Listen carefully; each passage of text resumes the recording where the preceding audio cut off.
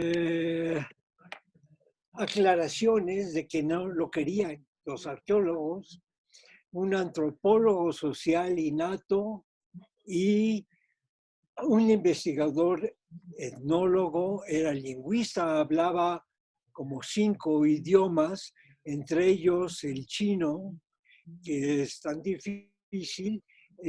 Hablaba algo aprendió cuando estuvo en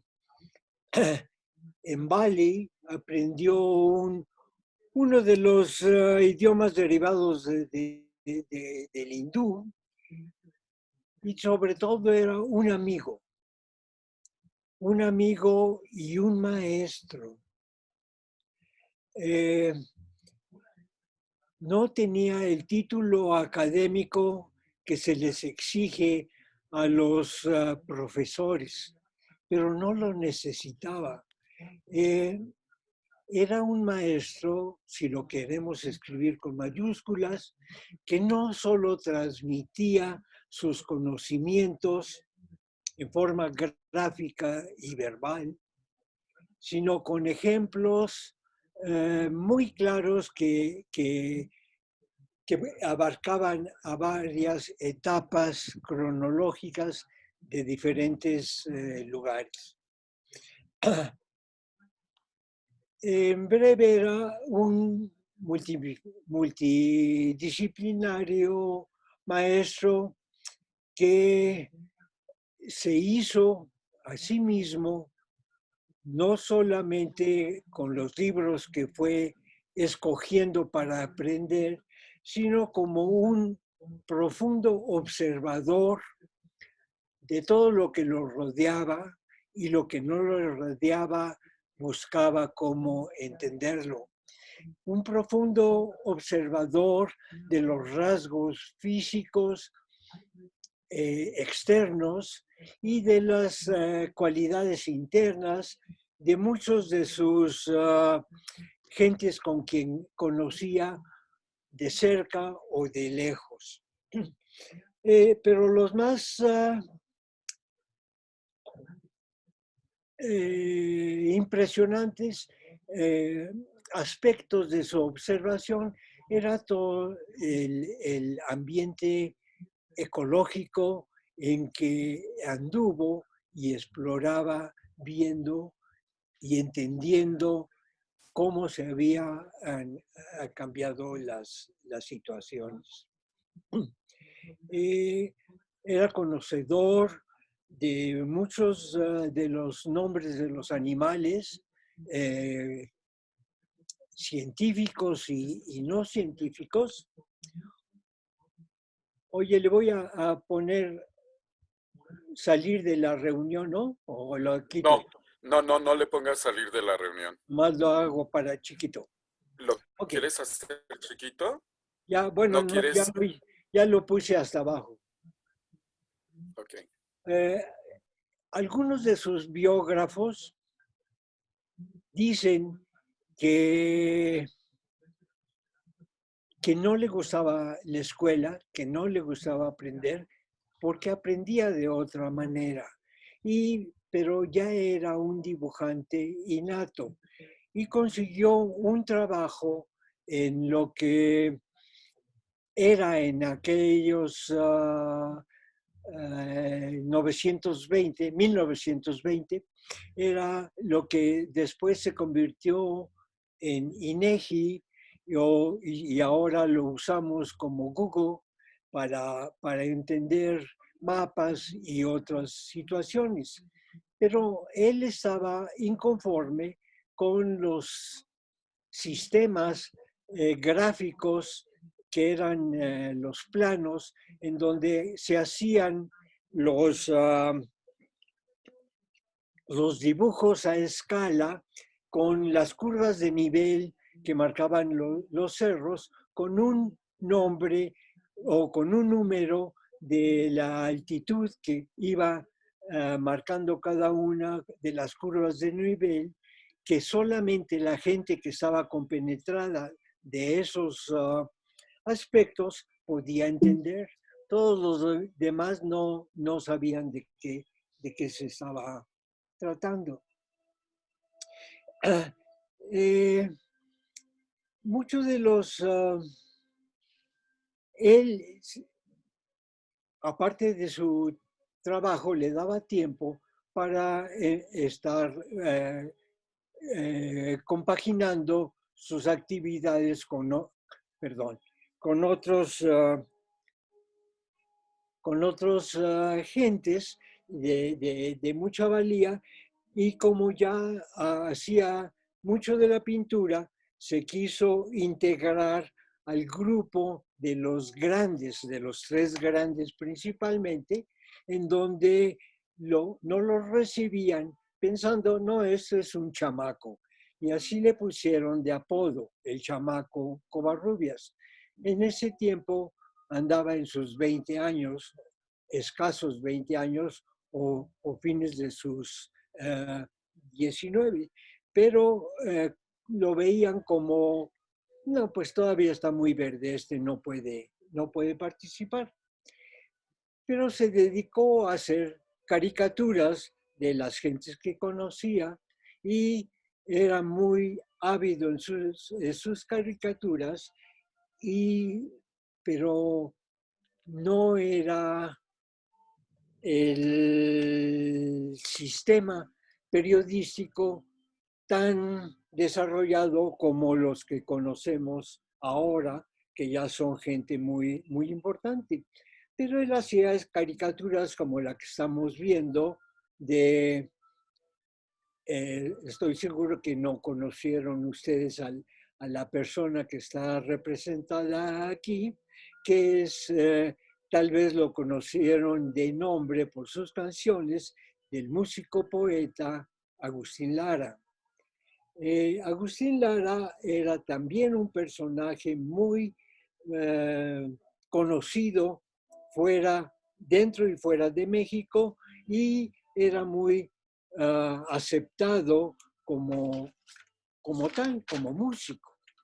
Eh, eh, entonces, Covarrubias, no encontrando una respuesta a sus habilidades y a lo que quería aprender, se fue a los Estados Unidos, especialmente a Nueva York, y curiosamente empezó a hacer caricaturas ahí ya a niveles internacionales, y lo fueron poniendo, le fueron dando trabajos en revistas muy importantes como el Vogue, que hacía uh, uh, dibujos de modas, el Vanity Fair, que hacía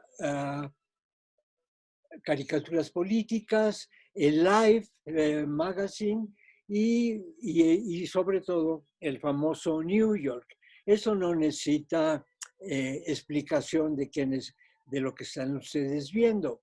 Y se dedicó por igual, ya tenía la afición de conocer lo prehispánico, y puso en este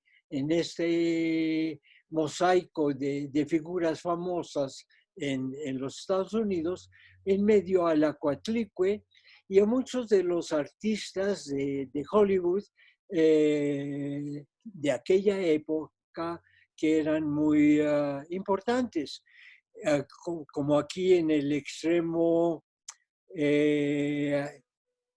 mío, a la derecha, no sé, creo que ustedes también lo mismo, está Greta Garbo, muchos de los artistas de Hollywood que se conocían, está Joe Louis, el campeón mundial de box, que destronó a un alemán que había sido campeón eh, por muchos años, y se incluye a él aquí de perfil, en caricatura.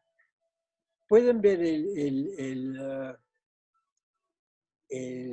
la figurita que estoy marcando. Sí, sí. Está Covarrubias, y atrás está uh, Alfonso Caso, que es una caricatura que se parece mucho a, a Woody Allen, pero no, a él no, acaso no le gustó su caricatura, aunque la puso como en la parte de atrás de uno de sus famosos libros, y Alfonso Caso fue uno de los fundadores de la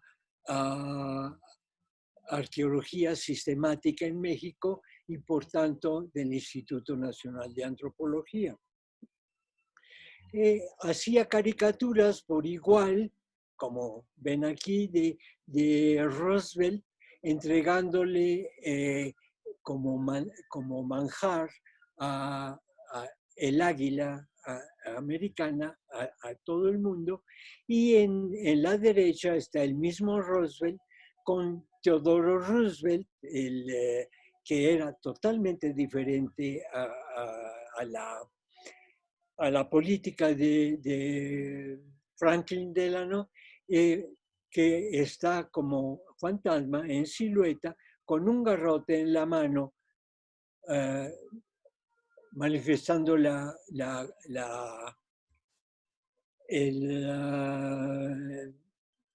el refrán, el refrán de América para los americanos.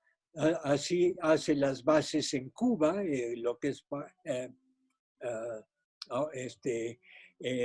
ahora está en discusión, o Fidel lo puso en discusión, y Delano Roosevelt fue el que sacó a los Estados Unidos de la crisis de guerra. Bueno, inquieto como era Covarrubias y a su edad, tuvo mucho interés en conocer todo lo que era las manifestaciones del mismo pueblo americano y se metió mucho a Harlem.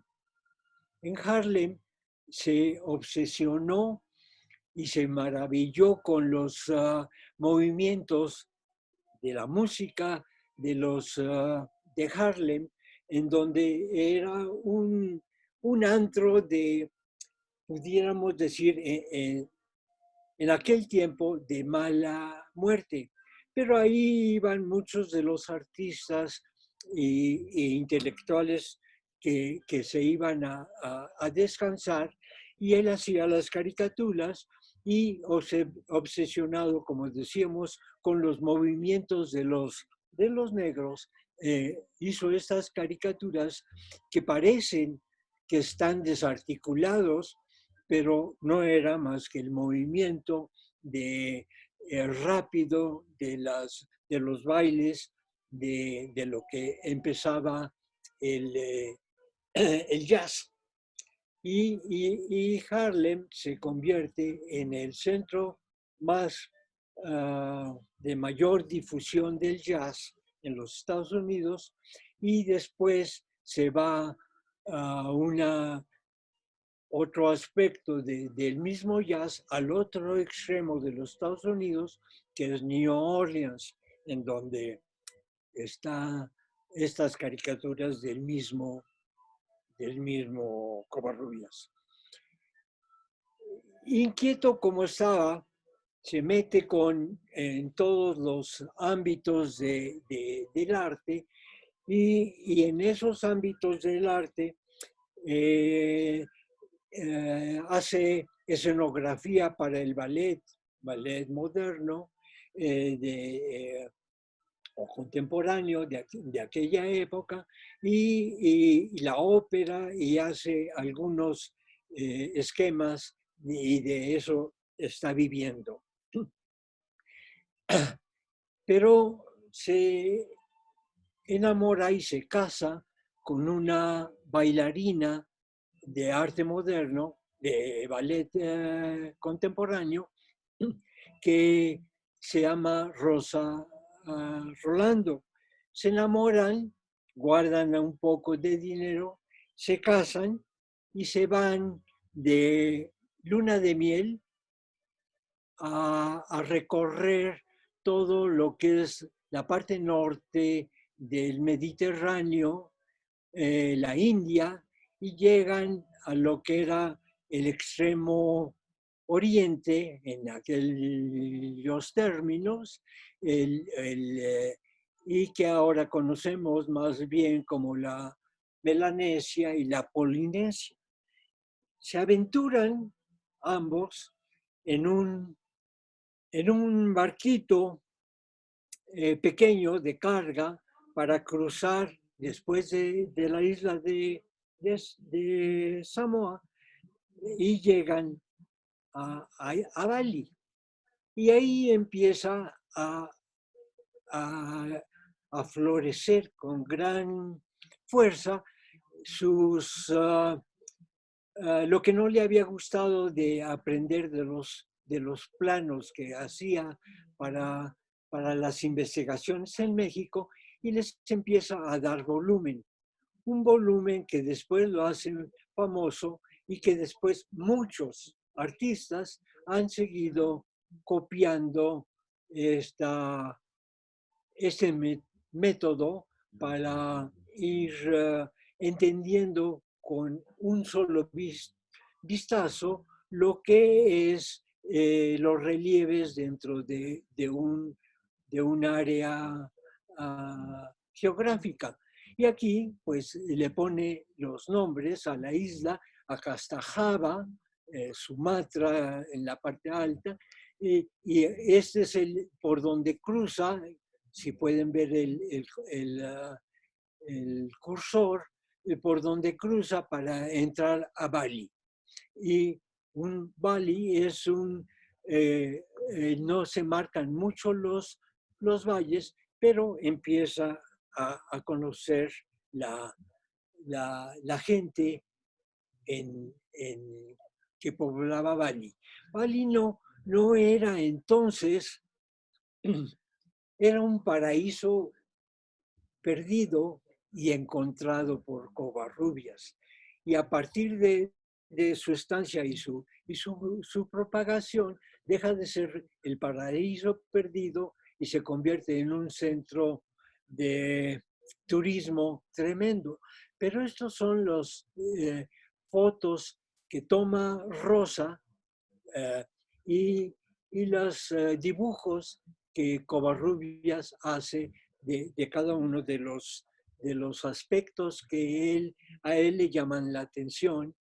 Y fíjense cuánta semejanza hay con lo que en todas las partes del mundo, cuando empiezan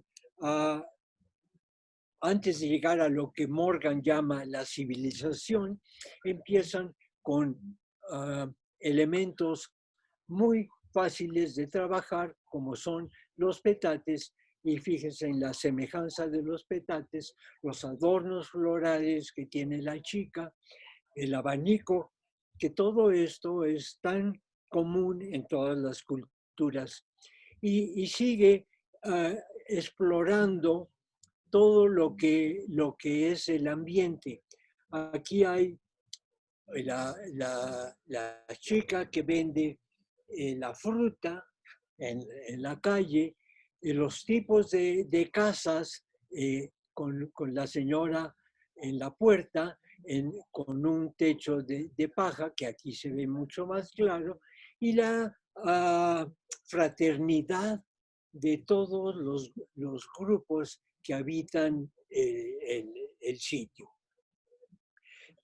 El sitio, cuando él lo visita, está, como decíamos, un poco fuera de lo que el concepto que se le ha dado a partir de los estudios sociológicos de Morgan a las otras, a todos los grupos que continúan.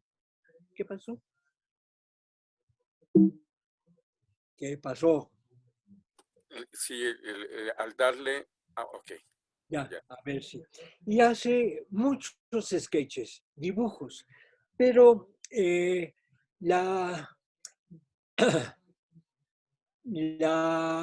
método que emplea él para hacer un recorrido inteligente para poder transmitir, ve de qué viven, o como se dice ahora, el aspecto de producción y distribución económica, las manufacturas industriales, las manufacturas artesanales, y aquí es un esquema en la parte baja de cómo se ensamblaban las maderas para sostener los techos que están en la parte alta. Eso era un esquema que era muy poco practicado en las referencias de investigación antropológica, o sea, etnográfica o etnológica y arqueológica, de estos detalles que dan un aspecto de lo que es el desarrollo cultural sin que no necesitaba tantas palabras, y el aspecto económico de como era un sitio tropical, de cómo vivían y de qué manufacturaban. Y aquí está lo que vimos en la anterior, perdón, lo que vimos en la anterior de la venta de los plátanos, como lo que equivaldría en la actualidad un poco al tianguis o al mercado sobre ruedas que se usa en México. Y la confraternidad de las gentes dentro de las casas o chozas en que vivían, ayudándose unas a otras. Y otra cosa muy nueva para las investigaciones es los bailes de que están celebrando, pero no se queda solamente en el dibujo esquemático del baile, sino que le da un nombre que en su libro que publica aparece el nombre que le daban en Bali, y la equivalencia en español, no, perdón, en inglés, porque ese libro no ha sido traducido al español. Y bueno, sigue muchos aspectos de la libertad y la falta de prejuicios que nos limitarían ahora para hacer estas indagaciones de cómo vivían realmente en Bali. Pero no nos deja eh, para nada, no deja las referencias de los rituales chamánicos, y se pone a investigar parte de lo que antecede a los conceptos religiosos. Y entonces aquí marca algunas de las ceremonias y mucho del teatro en que se hacían las representaciones chamánicas. Perdón. Ya hasta ahí vamos ahí. Bien. La crítica que tuvo en México por los artistas era de que era un chamaco caricaturista que no merecía, que no se preocupaba por lo que había pasado antes ni después de la revolución, y que se podía quedar con sus caricaturas.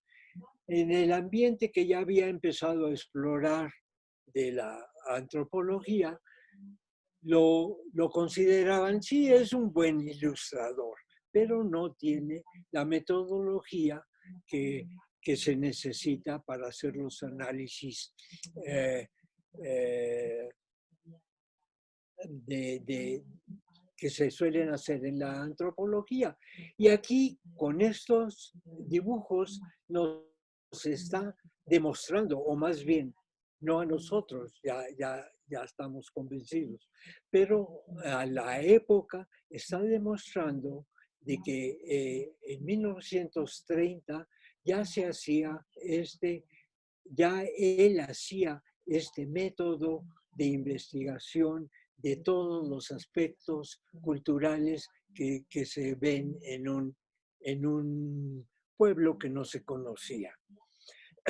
Se regresa a los Estados Unidos y se vuelve a compenetrar de lo que habíamos visto de Harlem y encuentra muchas semejanzas entre conceptos primitivos. Y de ahí, conociendo su trayectoria, le ofrecen que haga un mapa de todo el mundo, de las diferencias que se ven en los diferentes continentes. Él es el primero que rompe el esquema de que se usa en los mapas o en los mapamundis, en donde siempre América aparece en la parte izquierda y el viejo continente en la parte derecha. Él pone el Océano Pacífico al centro. Es una innovación para los mapas y se pone a investigar los tipos de flora, fauna, bosques, montañas, etcétera, que predominaban en cada uno de los continentes. Y aquí, muy marcada, muy escuetamente, pone los animales. Aquí hay un camello, un bisonte, el tigre de Bengala, los panda, que nadie sabía qué era hasta el siglo, hasta mitades del siglo XX, y todos estos, y esto es la parte en donde él estuvo y se fascina con lo que hay en la Melanesia y en Australia y lo que viene en el océano. Acá está América, que ustedes ya están muy familiarizados, los Estados Unidos, los bisontes, el zorrillo, que es muy característico de toda esta parte de México. Perdón, el jaguar, el tapir y todos estos animales y la convivencia. En el siguiente mapa, Mapamundi, le da énfasis a los relieves montañosos y ya en una época más reciente, lo que son los transportes. En la parte izquierda están los camellos, caballos, que aquí no hay caballos. Oh, Chihuahua.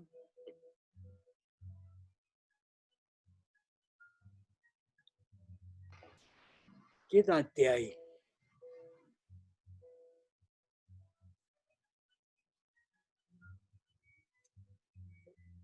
Independientes estos mapas, ¿verdad? Y básicamente los transportes marinos con los diferentes tipos de barcas, los de Alaska, las canoas de una vela, y incluyendo hasta a los aviones de aquella época. Ahorita ya eso ya quedaría obsoleto. Y siguen en la parte de acá. Aquí nos está tapando otra parte de los animales del Brasil. Pero estos mapas fueron 6 mapas que estuvieron en un edificio hecho especialmente en la misma época en que se hizo la Feria Mundial en Nueva York y se hacía en San Francisco. Se pusieron en un edificio hecho para alojar estos mapas y ocupan un espacio enorme, como de cerca de 50 metros de lineales sobre los muros. Y en cada uno de los mapas se podía ver las características de las gentes que conocían. Y como ven, para esa época, 1937, que es cuando los pinta, ya Covarrubias está muy consciente de todos los tipos, los diferentes tipos físicos que habitaban en los lugares y junto con los animales. Entonces aquí tiene a los bosquimanos y todo lo que son la cadena de islas que llegan hasta Australia, y en México, claro, mejor conocido para él, pone mucho más figuritas de las que lo identifican, desde los del norte, los granjeros americanos, ya en Nueva York muy intelectuales, en Arizona y Nuevo México, los indios Navajo, y en México hasta llega a los charros, las chinas pobladas, bueno, y todo lo que viene hasta acá, hasta las Pampas. Este es un boceto anterior que hace el mismo Covarrubias, pero solamente de las Américas. Acá está Alaska con los animales, ya en México el jaguar, en los mares el quetzal en Guatemala, y estos partes que son del Amazonas. Bueno, de ahí tiene el gran éxito y se queda con la mente de que quiere explorar más y compenetrarse más de lo que es México. Y regresa, conoce acaso más de cerca, le hace algunos dibujos para las publicaciones que hace Caso, que son libros y libros y muy valiosos, y él los ilustra y se hace más cercana a su amistad, y, y sigue en eso, pero le inquieta y se va a la parte sur de México. Aquí está en una reunión aquí está Miguel Covarrubias, Diego Rivera, Frida, que no aparece como en sus dibujos que ella misma hace, la hermana y Rosa. Y aquí en la parte de abajo, en una fiesta, está otra vez Frida, su hermana, Diego, Miguel Covarrubias y Rosa. Y en la parte en donde se hace una caricatura de Rosa, bailarina, y él, pintor, una autocaricatura. Y aquí están los dos, jovencitos, en pleno auge, y se va al Istmo. Y en el Istmo continúa con sus observaciones, dibujos de otro libro que está publicado, que se llama México South, y está en un boceto a línea lo que es Tehuantepec, una de las iglesias, y con el ambiente de las montañas y las tehuanas, que son bien conocidas por sus trajes. Y lo que le llama mucho la atención sigue siendo apoyándose en las fotografías de Rosa, que tiene muchos de aspectos que en los 30 hasta los 40 y quizá un poco más eran los sistemas en que se transportaba toda la mercancía en, en, en toda esa área, pero él no deja de hacer sus dibujos a línea que son tanto más expresivos aún que las mismas fotografías. Y como siguiendo el mismo ejemplo anterior, ¿de qué vive la gente? ¿Cuál es la economía? Y hace este dibujo del, del sistema ¿cómo se llama? De tejido que para hacer los harapes y los huipiles y lo que hacen las mujeres al moler el maíz para hacer las grandes tortillas y cómo sostienen las ollas en donde hacían el chocolate. Y otros dibujos muy especiales de de las personas que llegaron a posar para él. Y esto es lo que su autocaricatura y uno de los refranes que yo capté de lo que él consideraba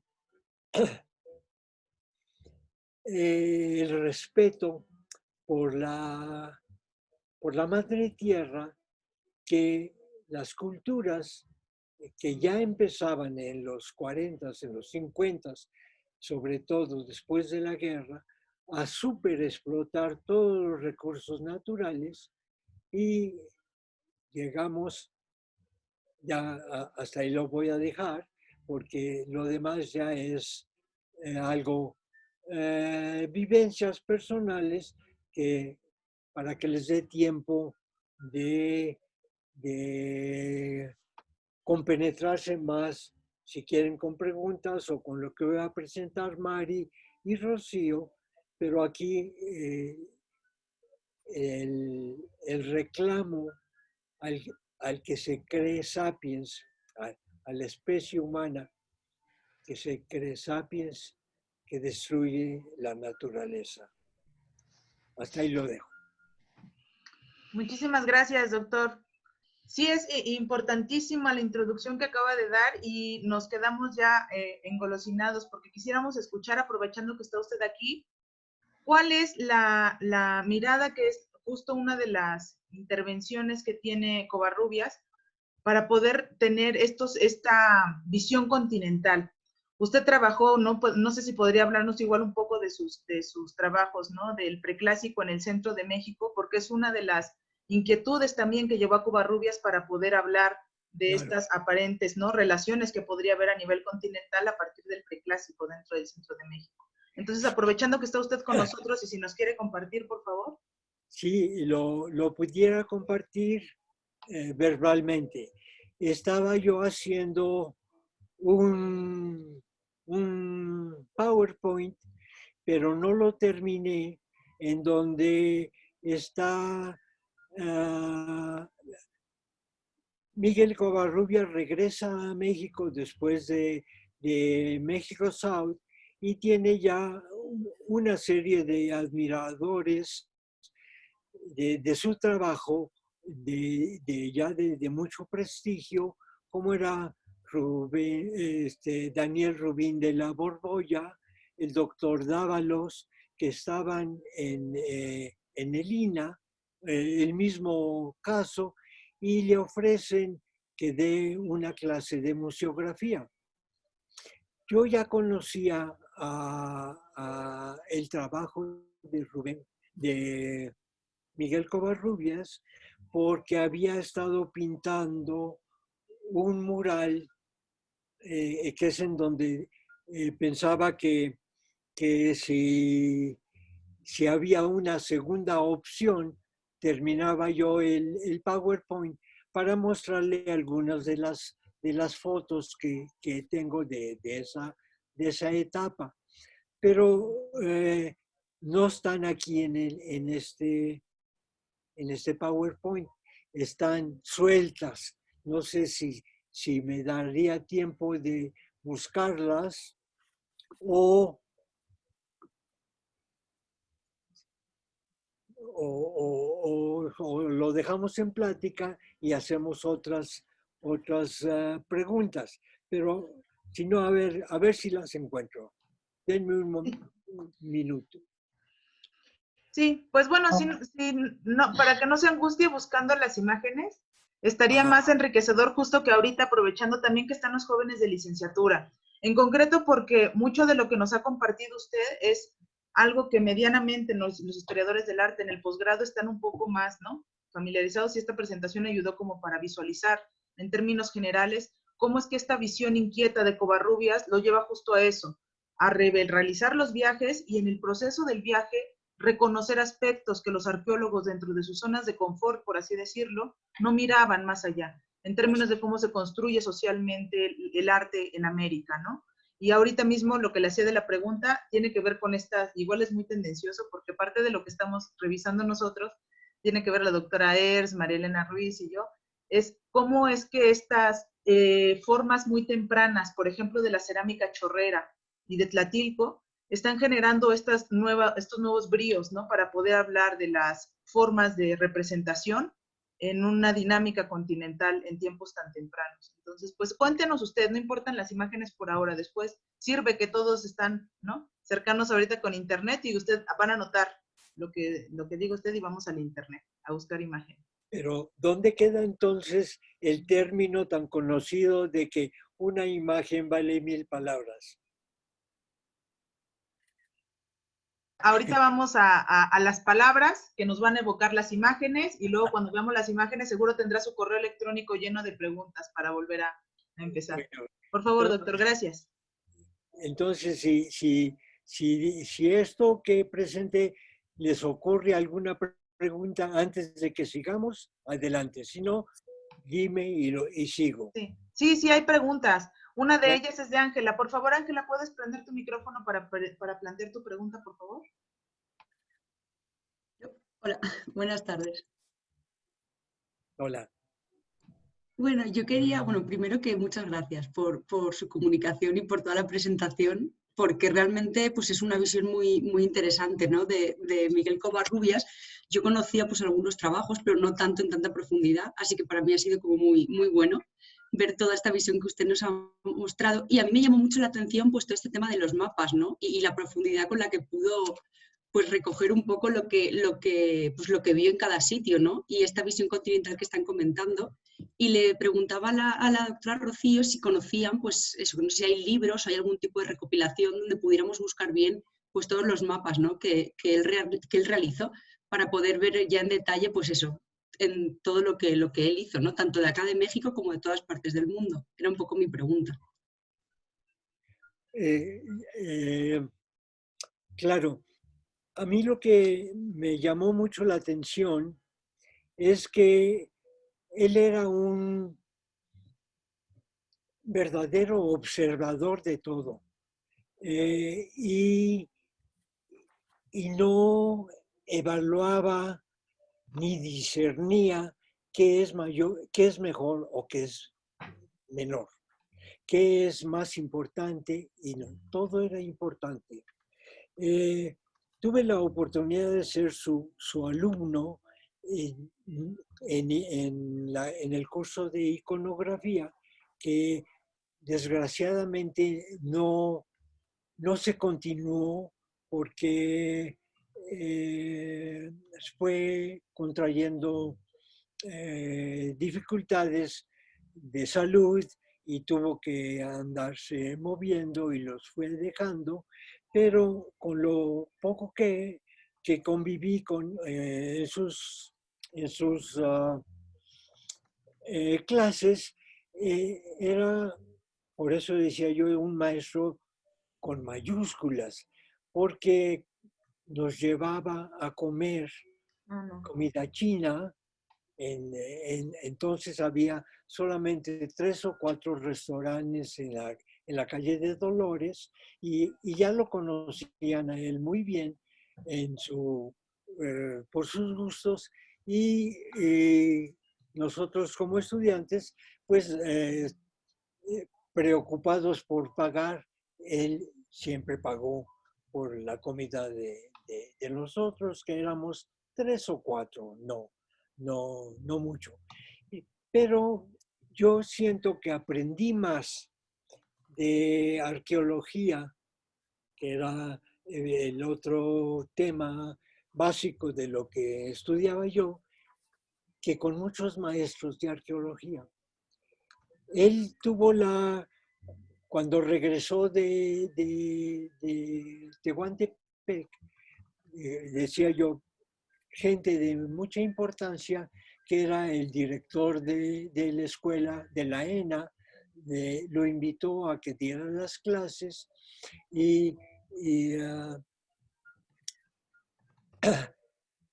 y después Robín de la Borbolla, y después se fue a hacer el Museo de Culturas Populares, que estuvo en el viejo casco de Corpus Christi, la iglesia que ya había estado destruida, que está nada menos que frente al monumento de Juárez, sobre la avenida Juárez. Ahí hizo un mural y tengo las fotos de él pintando con, que ya no está el mural ahí, desgraciadamente. No sé dónde se lo llevaron, pero yo tengo fotos de cuando él está pintándolo, porque conocía a uno de sus allegados de Robín de la Borbolla, que también había estudiado arqueología, no la terminó porque se fue con Robín de la Borbolla a hacer el Museo de Artes Populares, el primer Museo de Artes Populares. Ahora está uno en la calle de Patriotismo y el otro está en Coyoacán, cerca del mercado de Coyoacán. La persona que conocí, y tengo la foto, lo conocí antes de que yo descubriera que quería ser arqueólogo.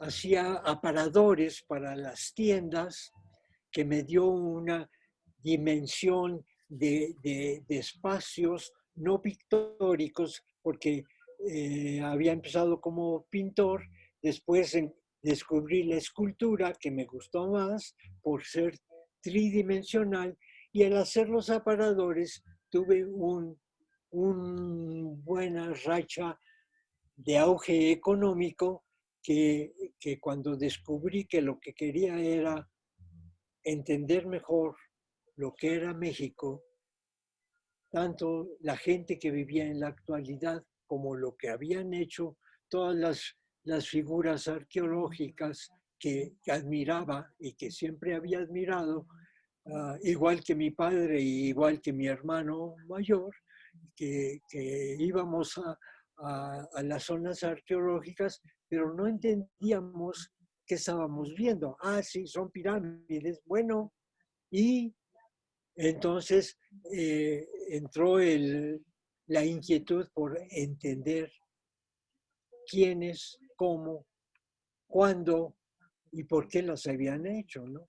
Entonces entré a la Escuela Nacional de Antropología y aprendí más con Miguel Covarrubias que con los arqueólogos y con los etnólogos, que también iba a los cursos de etnología, en donde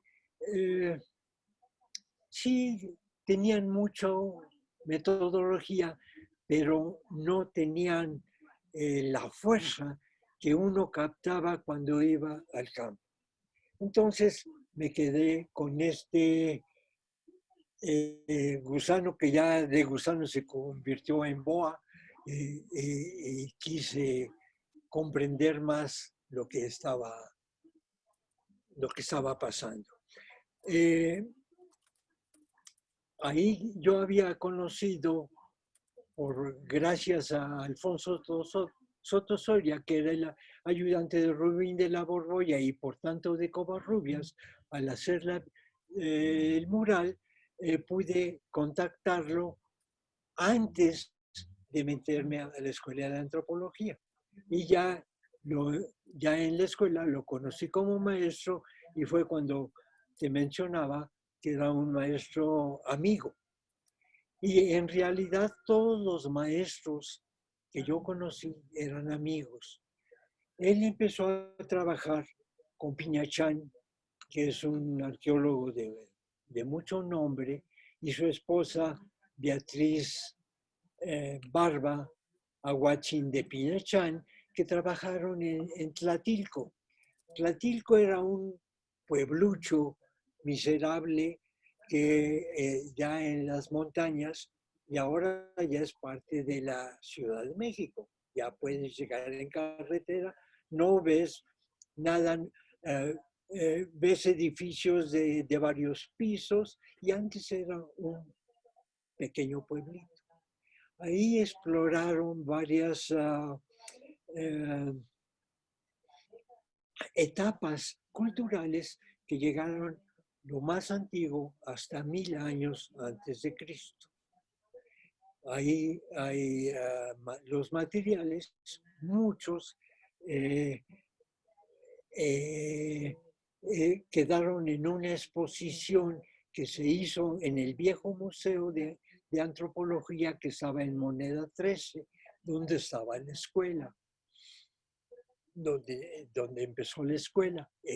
Ahí empecé yo y afortunadamente como había pocos gentes muy entusiasmadas a compenetrarse de esto y eran todos muy elegantes, todos llegaban de corbata y traje y había un profesor que había estudiado en Inglaterra, que usaba polainas para no manchar el pantalón de la grasa de los zapatos. Era una escuela de élite y en realidad la arqueología empieza con gente muy rica en Europa, que son los que exploran Egipto, que exploran Creta, que todas las grandes, Mesopotamia y todos los grandes sitios que conocemos por historia del arte y algo de arqueología. Ya después se meten los arqueólogos a trabajar en lo que habían encontrado los que buscaban tesoros, que mucho era para después los donaron a museos y están afortunadamente en museos europeos. Pero en México siguen la misma tradición y muchas de las gentes son gente de buena posición económica. Pero entramos unos que andábamos de guaraches porque llegué a ser el ayudante de un escultor famoso, Francisco Zúñiga, que trabajaba en barro y siempre estaba el piso lleno de lodo. Entonces, pues lo más básico era comprarse unos guaraches de esos de llanta de hule y de ahí me iba en la mañana, me iba a la escuela que era en la tarde.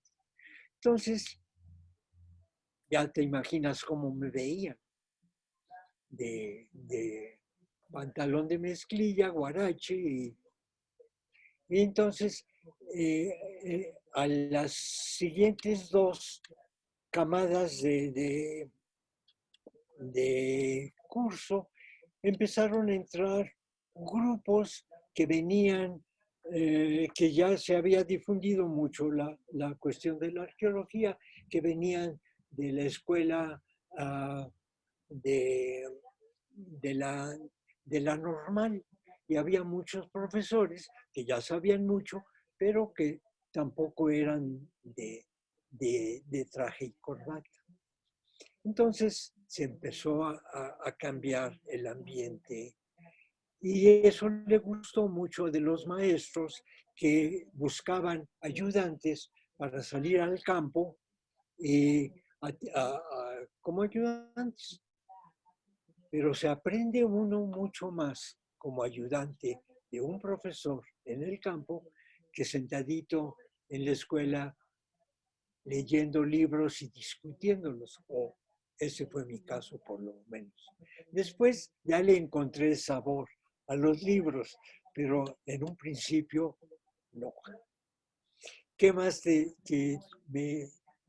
Muchísimas gracias. Yo con esto acabo. Yo quería decirle pues, que yo conozco sus trabajos de Teotihuacán y que es un placer poder escucharle y que nos haya podido dar esta plática. Muchas gracias. Bueno.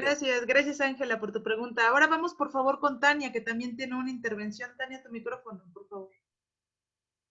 Doctor, muchas gracias por su exposición, verdaderamente es un deleite y a mí me deja con varias dudas sobre los textos que manejaba el maestro Covarrubias acerca de la representación o bien la teatralidad, pero viéndolo en un sentido antropológico, ya que está muy segmentado o está muy separada la manifestación artística a los trabajos o los estudios como tal formales. Entonces, si nos pudiera o me pudiera recomendar algunos textos o bibliografía del maestro Covarrubias para darle una leída y dar un repaso sobre cómo él analizaba, no sé si por medio de la etnología o por medio de la antropología, esta teatralidad. Yo diría que por medio de la observación. Cuando hay dos libros que no han estado traducidos al español, pero me imagino que tú puedes leer inglés. Uno es La Isla de Bali. La Isla de Bali está en inglés. Es muy difícil de conseguir. A mí me costó años por fin encontrarlo en librería de viejo y aquí lo tengo. Si quieres te muestro la portada para que lo puedas reconocer si vas a librería de viejo o tal vez a través de Amazon lo puedas conseguir. Quién sabe a qué precio. Eso. El otro también está en inglés, que es Mexico South. Ese hicieron un intento que es en donde trata lo de Tehuantepec y hace el mismo esquema analítico que él no aprendió de los antropólogos, él lo fue observando y separando en capítulos. Y entre esos capítulos, primero, claro, mucha gente ahora sigue el esquema que Covarrubias inició golpeando a los expertos académicos en seguir una metodología en donde pone el medio ambiente, en donde se desenvuelven las culturas, el medio ambiente y luego las cosas básicas que hemos aprendido sistemáticamente que de Carlos Marx, que es la economía, la organización social, la política y la religiosa, que todo esto es lo que mueve una cultura. Según la importancia que le dé la cultura, es el orden en que se ve. Hay algunas culturas que empiezan con la religión, pensando que la religión mueve todo lo demás, y otras que empiezan al revés, con la economía, moviendo todo lo demás. En fin, eso es variable, pero son elementos metodológicos para ir comprendiendo lo que son las culturas. Eso al mismo tiempo tiene otras fases interiores. Por ejemplo, la economía tiene el comercio. ¿El comercio de dónde viene? No es solamente la producción interna, viene de otros lados. Y otros lados, ¿qué traen? No solamente traen los productos que no había en la cultura que estás estudiando y que son introducidos, sino traen con eso apareamientos o matrimonios de los que se quedan ahí estables con gente, y ya hay una simbiosis cultural de dos tipos de pensamiento, de dos tipos de manifestación artesanal, y todo esto, te lo digo así en pequeño, pero todo esto es lo que mueve al mundo en lo que estamos viviendo. No tenemos una cultura ya que sea clásica pura. Todos estamos mezclados racialmente, culturalmente, genéticamente, ideológicamente, y eso nos crea o un tipo de cultura o un tipo de confusión que solamente podemos resolver o individualmente o en grupo cuando se hace cuando hay una afinidad de pensamientos en donde llegamos todos a convivir. ¿Te contesté o me faltó algo? No, muchísimas gracias. Muchas gracias. Gracias, doctor. Ahora, por favor, Isaac, ¿puedes tu micrófono? ¿Lo apago? No. Isaac va a abrir su micrófono para hacer una pregunta. Gracias. Hola, doctor. Antes que nada, permítame felicitarlo. Fue una excelente presentación y sobre todo, pues muy interesante, muy enriquecedor conocer la óptica de alguien que tiene la información y la vivencia de primera mano, ¿no? Y bueno, en este ánimo, yo tengo una cuestión en torno a al desarrollo de la obra plástica que tiene Covarrubias al interior del Museo Nacional de Antropología.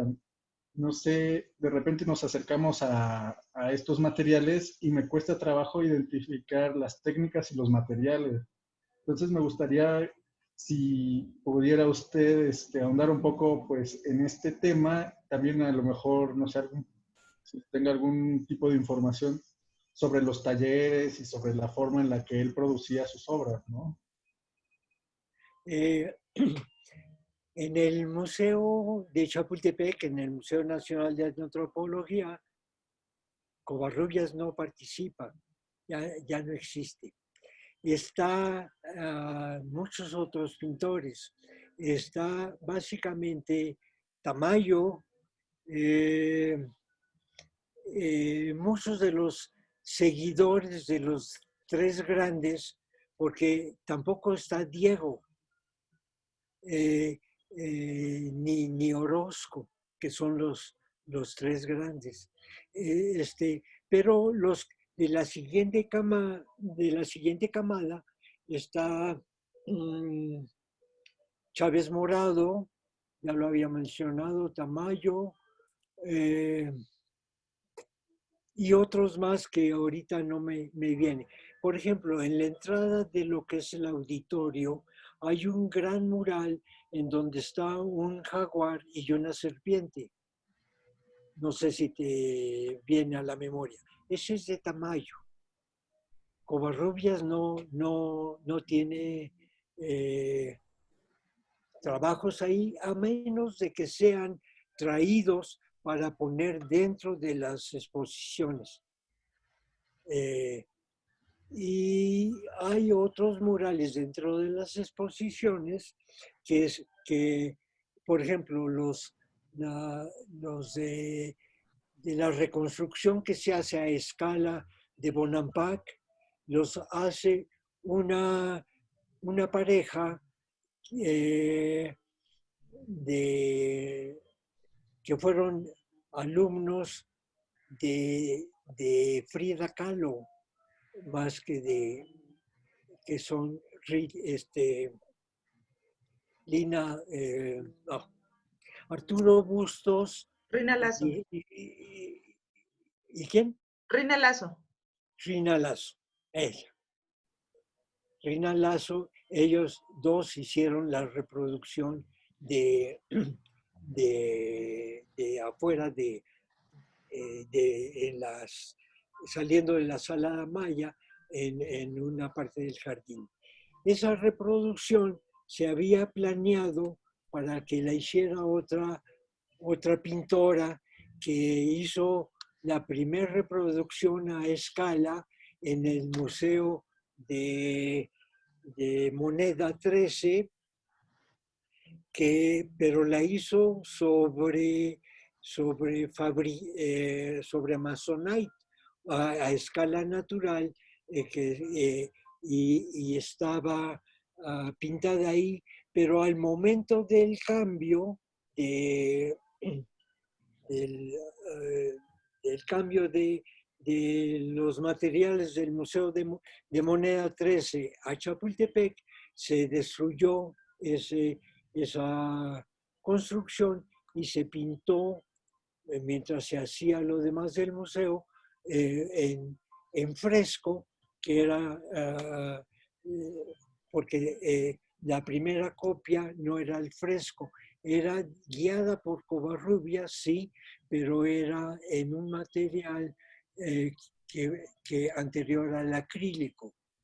Y de ahí se suspende el acrílico, pero ya viendo que la pintora que lo hizo no manejaba el fresco, y Rina lo hizo con Arturo Bustos, su esposo, en pintura al fresco. Y les quedó muy bien. Ah, ok. Yo creo que entonces más bien yo tenía la confusión porque a lo mejor lo confundí con Luis Covarrubia. Tienes razón. Luis Covarrubias es hermano, o era hermano, ya ambos murieron, era hermano de Miguel, y era hermano menor, y aprendió mucho de las técnicas, y él tiene el mural de Tlatelolco ahí en la sala mexica, y tiene otros murales en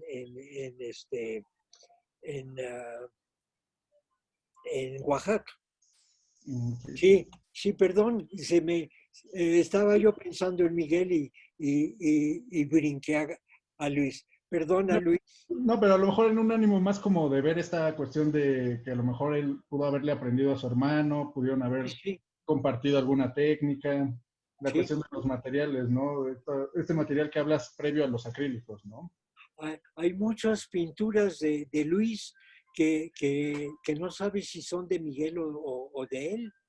Y Luis se casó con una arqueóloga, y era lo que yo tenía como PowerPoint para presentar, en lo que ya no me alcanzó el tiempo de hacerlo, que se llama Rosa Reina.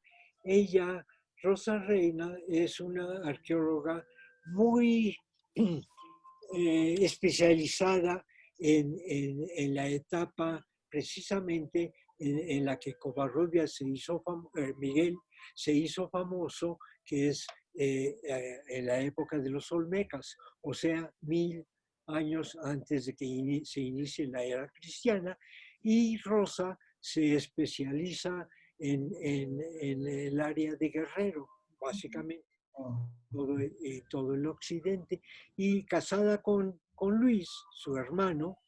Luis pinta mucho del medio ambiente también, de todo, sobre todo del Pacífico, de la costa pacífica, y pinta la reconstrucción de Tenochtitlan, que está ahí, decíamos, en la sala México, y otras cosas. Bueno, doctor, le agradezco mucho. Sí, creo que va a ser también enriquecedor. Bueno, vamos a ver, pero si es que tiene oportunidad de su presentación, es decir, de poner lo que tiene que ver con lo que ya no pudo presentar y tiene sus imágenes, la siguiente sesión podemos hacer una continuación de lo de hoy para poder integrar justo lo de, les creo que sí es importante que se vea en el contexto del curso y también, ¿no? Para poder comprender todo esto que sigue quedando todavía a medias para la comprensión del pensamiento de Covarrubias. Entonces, si se pudiera, y abusando de su generosidad, estaría para nosotros de maravilla, ¿no? Así lo que quedaba ya era muy poquito. Sí. Bueno, pero no importa, se puede armar la discusión. Me soltó la lengua, pero no acostumbro. Sí. Bueno, Jesús Torres, por favor. Muchas gracias, Rocío. Hola, Jorge. Hola a todos. Buenas tardes. Jorge, bueno, pues, como siempre, felicidades. Las imágenes que nos compartiste me encantaron.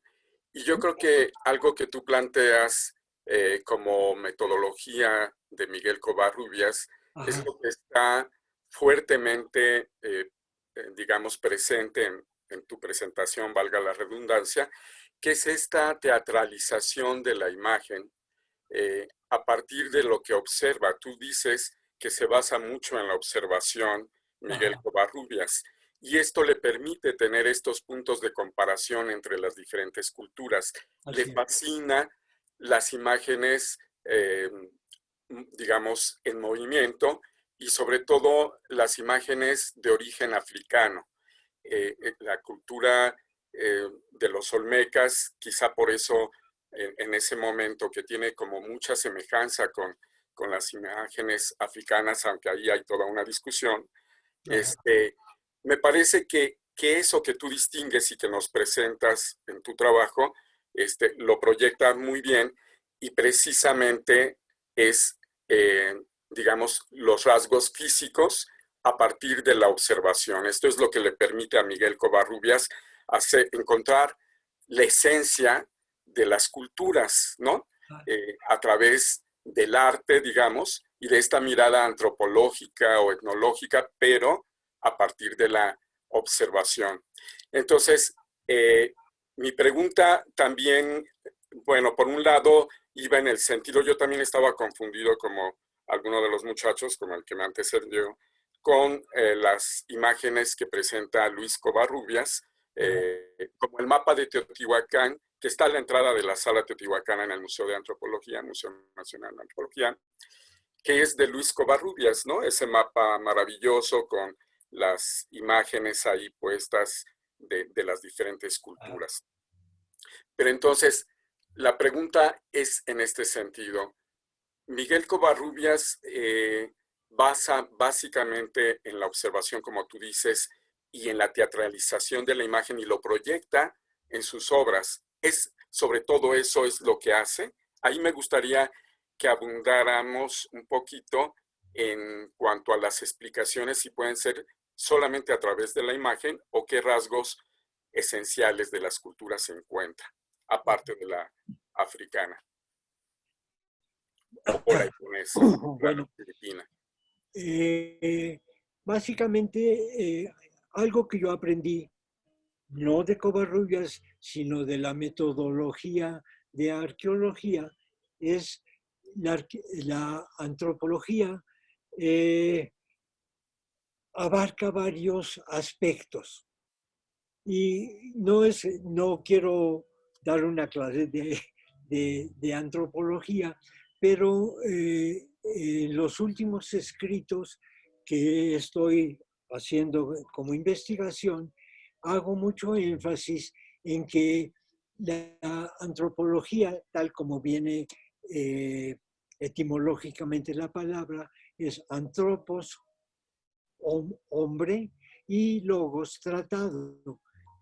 Hombre no es exclusivo de género.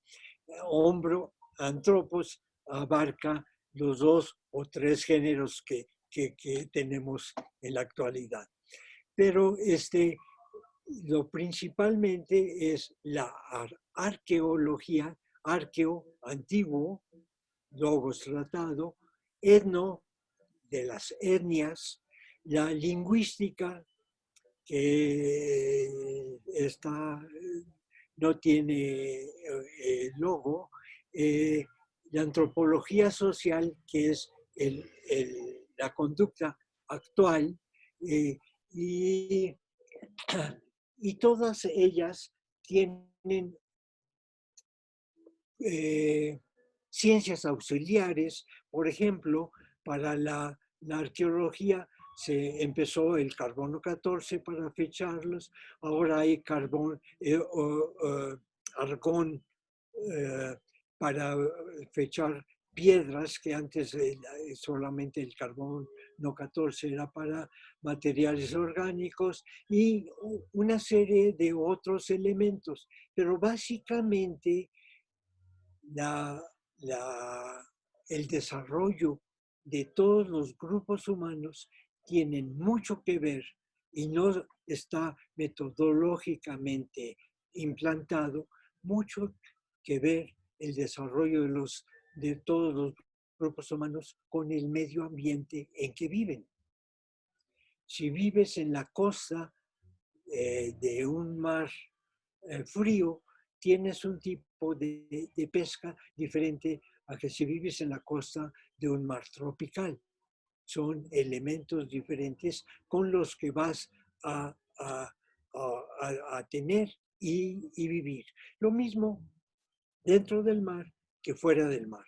Las frutas no se dan en el Ártico.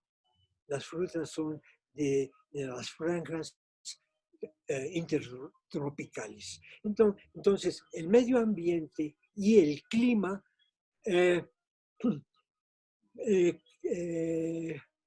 conducen o permiten que el ser humano que está viviendo ahí, el antropo, use esos elementos y los pueda fabricar. Lo curioso es que en todas partes del mundo, y aunque sean a diferencia de época, encuentran un tipo de desarrollo parecido. Por ejemplo, una vez que ya se convierte el pitecántropos, que es el pitecos es mono, antropos hombre, el hombre mono, no Tarzán como se decía antes, ya empieza a ser el Homo sapiens llamado, después de una serie de evoluciones. Ellos, cada uno en su ambiente, que hay mucha movilización, encuentran los mismos materiales duros de piedra para hacer el mismo tipo de armas, de puntas de flecha, de lanzas, para combatir o para obtener la carne de los grandes animales que existían en una época y que se fueron extinguiendo. Entonces, al extinguirse esos grandes animales, tienen que cambiar su método de cazar. Ya no pueden usar las lanzas grandes y luchar cuerpo a cuerpo, porque ya hay venados que corren muy rápido, conejos que corren y se esconden. Entonces tienen que implementar sus armas y van haciendo lanzaderas, flechas con arco, que son más rápidas, y así va nuestra evolución. Eso lo tenemos que ir considerando cómo se va desarrollando el mundo, no solamente linealmente como lo han puesto en muchos libros.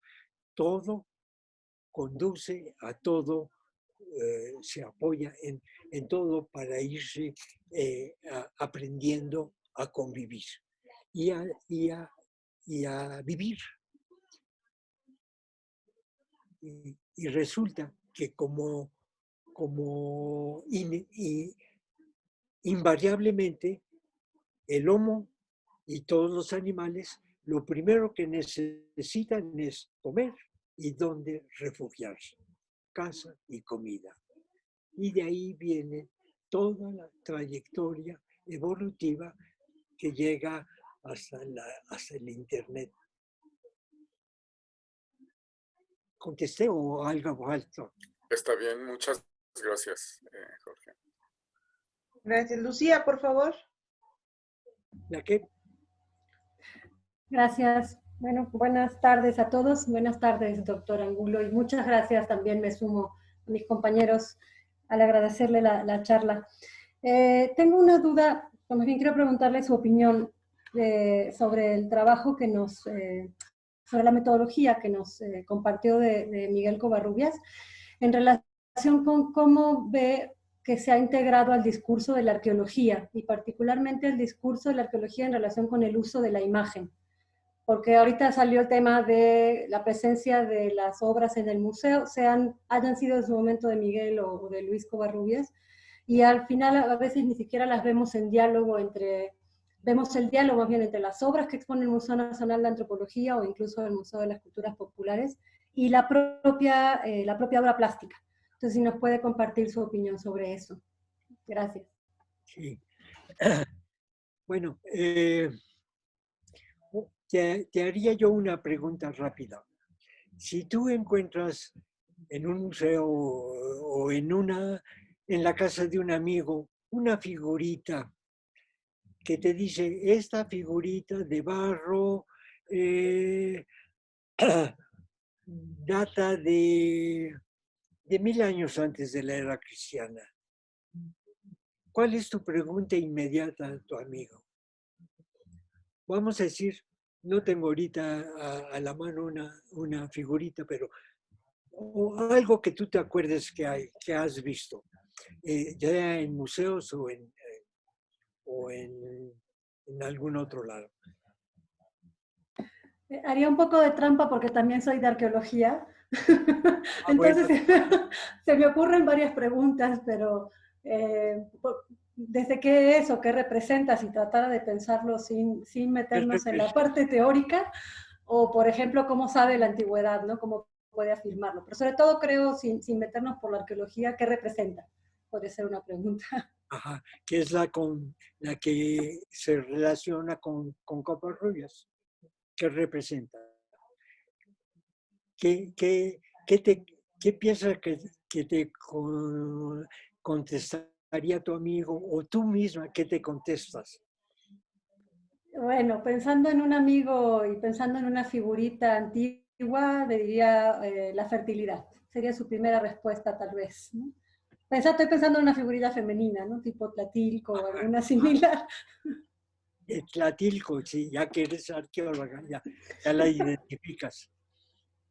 ¿Qué representa la figurita femenina que encontraron en Tlatilco?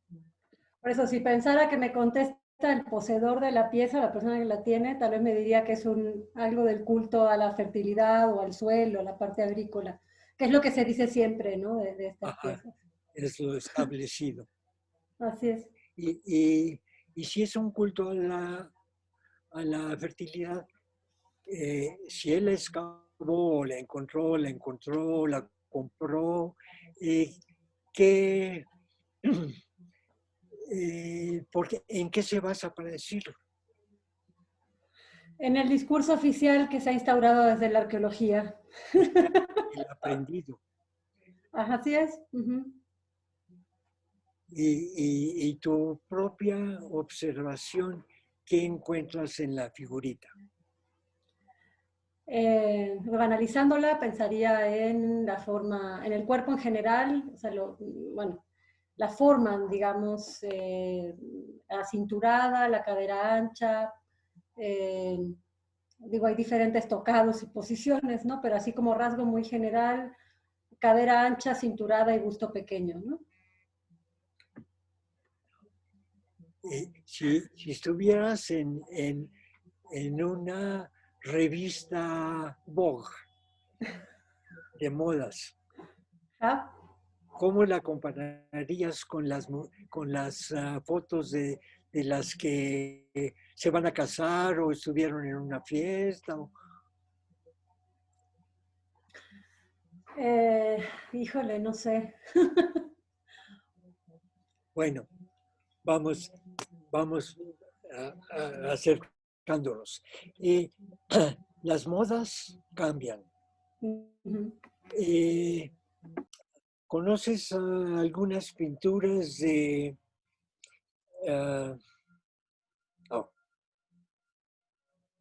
se me fue el nombre de un pintor francés del siglo XIX? Bueno, no importa. Las figuras que ves cambian de vestimenta conforme la moda la va cambiando, pero cambian de figura también. El pelo, por ejemplo, suelto, es de unas épocas y después está prohibido el pelo suelto. Tiene que estar enchinado o de algunas formas. Estos son los cambios culturales que se ponen de moda y que rigen las cuestiones. Las figuras de Tlatilco, ojalá que todos los demás compañeros estén habituados y puedan visualizar las figuras de Tlatilco, que son, como lo describes, de una cintura muy pequeñita, unas piernas enormes, gordas. ¿Por qué? Y si va uno a las primeras figuras hechas, talladas en piedra de los Neandertal, de los que apenas del Paleolítico superior o del Paleolítico inferior, que le llaman, adiós, Rocío, ¿ya te fuiste? Ándale. ¿Qué a tiempo? Estábamos viendo estas figuras, estas son de Tlatilco, pero no todas son de Tlatilco. En toda Mesoamérica hay estas figuritas, tal como las estábamos describiendo, piernas muy voluminosas, esto nos da, casi todas son de la misma época, de entre 1200 antes de Cristo a 700. Son 500 años de vigencia de una moda. Pelo largo, aquí cayendo sobre el pecho, piernas voluminosas. Esto,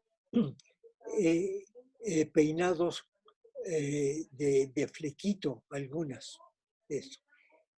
Eso es una moda que se va en las otras, que llegan no solamente en Mesoamérica, sino también las hay en Ecuador y en Perú, básicamente.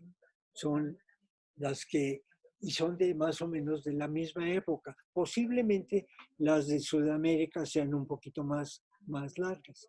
Pero aquí se alcanza a ver, por ejemplo, en la figura del centro, que tiene, ya está muy borrado, pero tiene unos dibujos en las piernas. ¿Lo alcanzan a ver? Hay una como espiral, aquí, una como espiral, y unos puntos alrededor. ¿Qué quiere decir eso? Opiniones.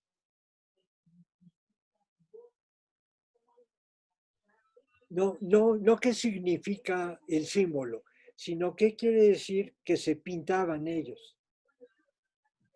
Opiniones. sería como pintura corporal, ¿no? Podría ser pintura corporal o tipo tatuajes, quizás es muy arriesgado, pero yo me quedaría con pintura corporal, ¿sí? ¿no? Como una manifestación de pues, algo simbólico cultural, pero representado en el propio cuerpo. Eso. Entonces, es una distinción que se hacen como se hace ahora con la ropa. Como yo mencionaba, los que llegaban de traje y corbata a la escuela y veían a los de Guarache en otro nivel. Esto pudiera, haciendo la comparación, tal como con el método Covarrubias, haciendo la comparación, ¿por qué estas figurillas tienen esto? ¿Qué están queriendo decir? No lo sabemos, estamos suponiendo que están desligándose de la comunidad, ya sea porque sea de un gremio, de un estatus económico, de un estatus religioso, no lo sabemos, pero se queda en la observación de que, y ahí viene el método Covarrubias, observar. No decir, sí, esto me dijo el profesor que era de tal punto, ya hay que se lo guarden en el cajón. Nos está diciendo más. Y si no nos ponemos atención, ¿qué nos está diciendo? O empezamos, vamos a decir, a elucubrar para ir rechazando conforme vamos aprendiendo de otras observaciones cuál es la más válida de las suposiciones que hicimos. Ese es el método que tenemos que romper de la academia. El profesor fulano, que es muy famoso y ha escrito 30 libros, dijo que era esto. Entonces yo lo sigo y le echo la culpa a él. Si se equivocó, pues él. Pero yo también me equivoco. ¿Por qué? Porque no estoy compenetrándome de lo que quisieron decir hace 1200 años. Ese es el método a seguir, Covarrubias.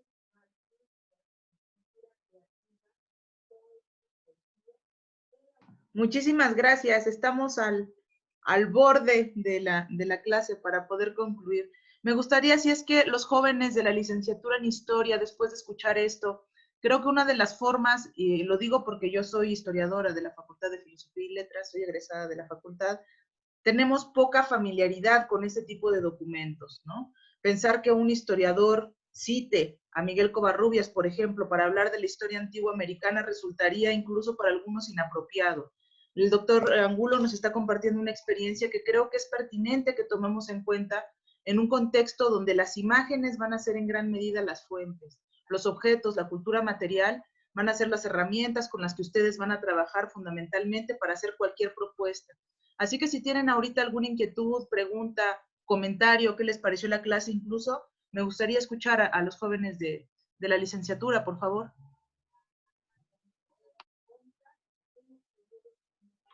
Hola, sí, me gustaría decir algo. Gracias, Fernando, por favor. Bueno, primero que nada, pues muchas gracias al doctor y a la doctora Marí por invitarnos a esta clase. Creo que fue muy entretenida y muy enriquecedora.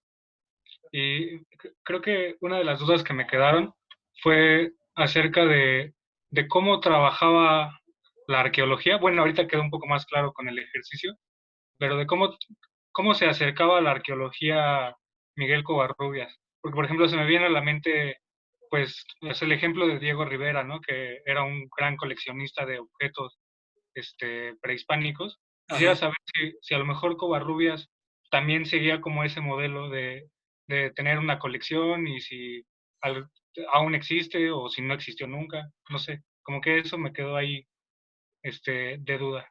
Nada más. Bueno,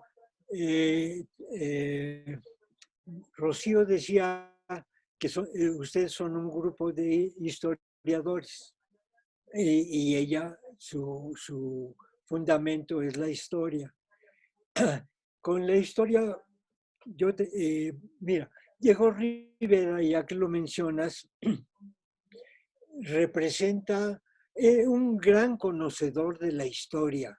Yo alcancé a oír discusiones con Caso, que era historiador y arqueólogo, y con otros historiadores, en donde Diego Rivera era un tipo estupendo y con mucha confianza en sí mismo. Y se llegaba a burlar de los historiadores.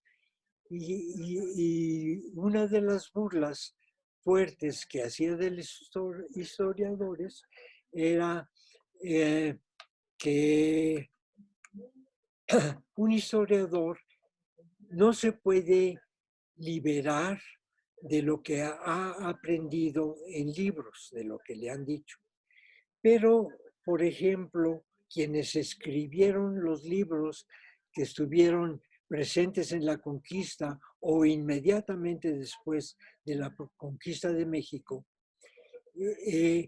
recogen información de lo que ellos llaman los informantes y con eso la transcriben tal como les dicen.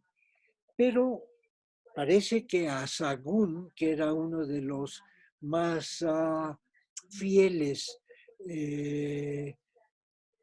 recopiladores de información, los primeros libros que escribe se los niega a la iglesia, los rompe y le dice, vuelve a escribir la historia, pero tienes que tener en cuenta que eres cristiano. Entonces, todo lo que recogen a partir de él y todos los demás, él era el más fiel recolector, pero todos los demás están sujetos a lo que la iglesia les está diciendo, que tienen que convencer a los infieles, a los indígenas, de que lo que están aprendiendo es lo mejor. Y entonces vienen los términos de que los diablos les dijeron tal cosa y los engañaron y entonces esto hay que verlo con el tamiz de la duda y ir compaginando. Ya ahorita eso fue hace 500 años, ya faltan unos cuantos para que se cumplan los 500 años. Pero viéndolo con este tamiz, sí hay mucha información que ya no tenemos, que se ha perdido. Que se ha perdido, ¿por qué? Porque se ha ido ensanchando, engordando, imponiendo la nueva cultura que conquistó a Mesoamérica y que conquistó y que ha conquistado a todos los grupos, sean del África, de Oceanía, de América, de cualquier lugar. Entonces, es el convencimiento que nos han inculcado y que si lo dudas, pues estás tocando las puertas para que entres al infierno. ¿Cuál infierno? No había ese concepto en las otras culturas que no son monoteístas. Entonces, igual que con lo que Covarrubias hace de observación, hay que ir observando, compaginando, comparando y poniendo en duda, no todo porque no podemos, pero aferrándonos a lo que entendemos hasta ese momento como lo que creemos que es la verdad. Posiblemente en 10 años desechemos la mitad o parte, pero eso es la manera de ir entendiendo, ir aprendiendo y les tengo una mala noticia. Esta trayectoria no se acaba quién sabe si se acabe con la muerte o no, pero no se acaba en tu vida si te entra el gusanito que a veces, como decíamos antes, se convierte en una serpiente boa que te come. Pero el chiste es disfrutar lo que están haciendo y lo que están aprendiendo y no dejar de aprender. Tan, tan. Muchas gracias, doctor. ¿Alguien más de la facultad, de la licenciatura? Sí. ¿Se anima? Yo Tania. me gustaría comentar 3 cositas rápido. Una pregunta con respecto a los mapas que nos había mostrado, ¿por qué no pude ver si representaba a África y un poco a Europa? Y otra pregunta, también con respecto a los mapas, aparte de estar inconforme con los mapas que ya se representaban, ¿qué más le llamó la atención de representar este tipo de mapas, ¿no? Representar los animales, representar los volcanes y las montañas. Y un comentario con respecto a lo que usted mencionaba ahorita, hace ratito, pues también como pensar, ¿no? Porque normalmente nos han dicho a los historiadores como seguir una metodología, que a veces olvidamos como también un poco disfrutar de nuestro propio trabajo. Eso. Y pues ya. Si no disfrutas tu trabajo, mejor déjalo, porque puedes estar ganando mucho dinero haciendo no sé qué, cualquier cosa, pero te sientes esclavo y no te sientes que eres tú. Más vale apasionarte, enamorarte de lo que estás haciendo y hacerlo por el gusto. Si te pagan, qué bueno. Si no te pagan, de todos modos estás disfrutando tu vida. Uno. La cosa de, sí ponen en el mapa, déjame ver si puedo regresar a los mapas. ¿Cómo le hago, Jesús? Abre tu PowerPoint y donde está el mapa y luego pones comparte tu pantalla después de no encontraba el PowerPoint, ya está. Ok. Ahora en la pantallita verde de tu... Ya apenas le piqué, pero no se abre. ¿No se abre? No. ¿Quiere que le comparta algunos mapas? Los mapas, sí. Mientras usted sigue charlando, si quiere le pongo lo que hay en internet. Podemos poner primero que pues, no, ese es de los que ayudan mucho. Los de San Francisco. Aquí está. Ay, no, olvídenlo. Esperen tantito. No, tienes razón. Elimina a Europa. Elimina a Europa porque todos los... mira, ¿dónde andas? Ay, esta se me fue. Es que estaba buscando otro lugar donde estuviera el mapa sin tener que inscribirme, porque necesitamos... Tienes razón, ¿cómo se llama? Tania. Tienes razón, Tania, no está Europa. Y esto es de los que iba yo a marcar, que conocí a Covarrubias antes de entrar a la escuela de antropología. Pero tienes razón, no está Europa. Lo que es importante, y yo pienso que lo elimina porque todos los mapas estaban hasta esa época centrados en el desarrollo de Europa y de los Estados Unidos. O sea, que agarraban así y Europa. ¿Y cuál era tu otra pregunta? ¿Por qué los había eliminado? Era el por qué, aparte de la crítica que hacían los mapas, qué otro aspecto hizo que los representara de esta manera. Porque él respondió a un contrato que le hicieron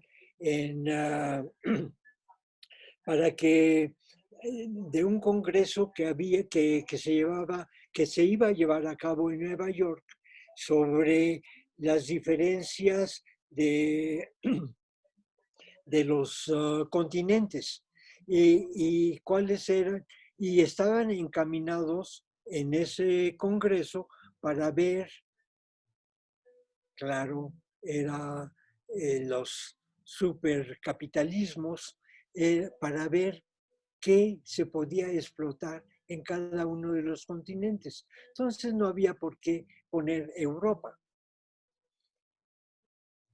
Ya eran los que querían explotar otros lados y lo ponen a investigar que hay en todos los otros lados que no contaban para la explotación.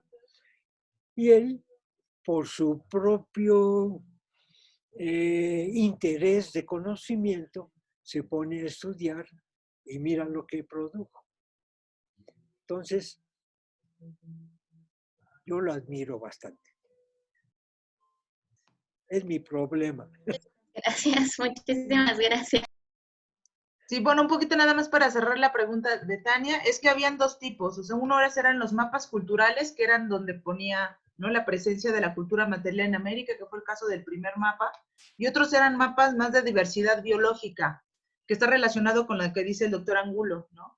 Que para pensar un territorio es importante pensar que una cultura tenía determinado espacio geográfico en el que coexistían. Y pues como no cabía todo, yo creo, en un mapa, no sé si debe ser un recurso. No, pues no se puede todo. Entonces, en uno hay mapas culturales, que son los que vienen con la cultura material y piezas arqueológicas, y este otro, que son los mapas, ¿no?, como más biológicos, mapas biológicos. Ahora, si me das oportunidad, voy a hacerles una confesión. Antes cuando estaba yo trabajando por mi cuenta en freelance con un compañero, amigo que conocí en la escuela de arte, vimos lo que Covarrubias estaba haciendo en el Museo de Culturas Populares y nos encantó. Y entonces en cada una de las ferias de Estado que nos contrataban para ver lo que hacía lo que tenía el Estado, nos dedicamos a hacer una versión infantil comparado con lo que hacía Covarrubias, de poner los materiales, lo que había, lo que distinguía acá al Estado que nos había contratado para hacer la feria. Entonces de ahí me entusiasmó mucho Covarrubias y cuando entré y vi que tenía la clase, pues no tuve más que caer ahí. Ya me confesé. ¿Dónde están? Muchas gracias. Aquí estamos. ¿Alguien más? ¿Tienen alguna otra pregunta? ¿Ya no más? Nos esperamos entonces a la siguiente semana para la segunda parte. No, pues Rocío. Ya entró la siguiente semana. Rocío. Ah, sí, doctores. Rocío, no tengo pregunta, pero un gran agradecimiento a Jorge por todo lo que enseñó a los alumnos, recordarles a los alumnos que la investigación es pasión, es vivencia, no es solamente leer libros. Muchísimas gracias, Jorge. Yo estoy segura de que Jorge disfrutó este espacio, lo preparó con muchísimo cariño para ustedes y sí, en verdad se le quedaron un montón de fotografías.